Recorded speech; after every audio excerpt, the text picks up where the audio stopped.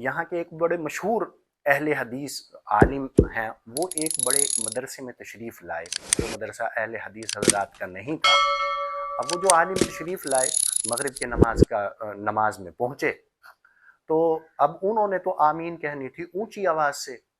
अब वो जो मदरसा था उसके अंदर आमीन सभी हजरात जो थे वो आहिस्ता आवाज़ से कहने वाले थे।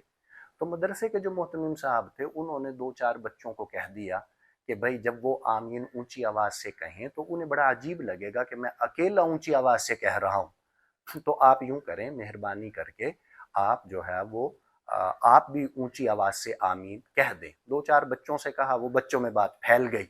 अब जब मगरिब की नमाज का वक्त हुआ, इमाम साहब यहाँ पहुँचे, गैरिल मग़दूबि अलैहिम वलद्दाल्लीन। अब तलबा को तो इजाज़त मिली हुई थी आमीन ऊंची आवाज़ से कहने की। उन्होंने वो जो सारी ज़िंदगी में आमीन ऊंची आवाज़ कहने पे ज़ोर लगाना था, उन्होंने एक ही आमीन पे लगा दिया और सारी मस्जिद में आमीन आवाज़ गूंजी। तो वो इमाम साहब भी डर गए, खुद वो जो अहले हदीस आलिम दीन है वो भी डर गए। खैर नमाज मुकम्मल हुई तो वो अहले हदीस जो आलिम दीन थे वो खड़े हुए और कहने लगे कि भाई मैंने आमीन की दो किस्में सुनी थी। एक आमीन बिल जहर, ऊंची आमीन बिल जहर का मतलब है ऊंची आवाज़ से आमीन कहना। एक आमीन बिसिर, आहिस्ता आवाज़ से आमीन कहना। आज मैंने तीसरी किस्म भी सुनी है, इसको कहते हैं छत फाड़ आमीन, कि आज जो है वो बच्चों ने इतनी ऊंची आवाज़ से आमीन कही, ये छत उड़ने लगी थी।